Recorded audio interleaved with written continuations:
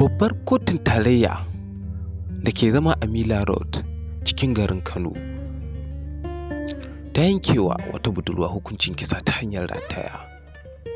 Inna lillahi wa inna ilaihi raji'un. Jama'a, inna lillahi wa inna ilaihi raji'un. To ma saurarewa kafin mu tsinduma zuwa ainihin gundarin rahoton, muna roƙonku da dan Allah dan Annabi ku daure ku danna mana alamar subscribe, kamar haka.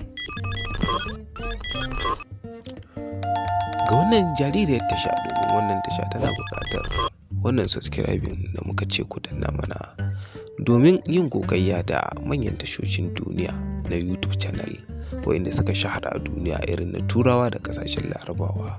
A matsayinka na Bahaushe da Bahaushiya, don Allah ku daure kuma ku yi mana domin mu kamo su, tunda ba wani abu suka fi mu ba. Mu yi wa kishi dan Allah dan Annabi. Ku daure ku danna alamar subscribing din nan kamar haka, sannan ku danna alamar like. Kuma muna roƙonku da ku daure ku saurari wannan rahoto har zuwa ƙarshen sa domin ku ji yadda wannan badakala ta faru.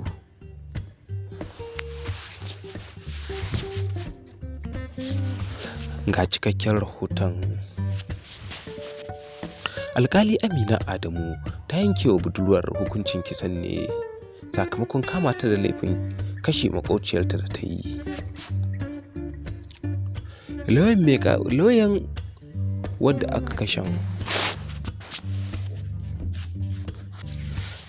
wadda aka yanke wa hukuncin, wato barista Auwal Abubakar Ringim, ya ce ba su ce komai ba kan hukuncin har sai sun nazarci shari'a. Barista Amina Adamu ta ce sai an kashe Aisha sakamakon kama ta da laifin kashe 'yar uwarta, wato makwabciyar ta Bahijja, wanda asali dama Aishar ita ce ta cewa Bahijjar karuwa, wanda hakan ya haddasa musu gagarumar rigima. Sakamakon faruwar lamarin kenan,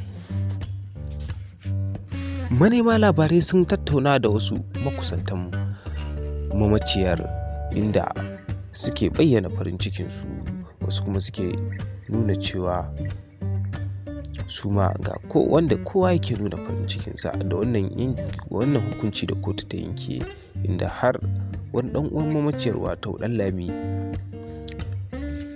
Ɗanlami Abbas ya ce ya ji daɗin wannan hukunci da aka yanke domin kuwa kotu ta yi adalci. A wata zantawa da aka yi da lauyan mamaciyar, ya ce mamaciyar ita ce ta ce har wajen aikin Aisha ta lakaɗa mata duka, wanda ya sa aikar ta faru. Wannan kuma duk ya faru ne bayan da Aisha ta ce wa Bahijjar karuwa.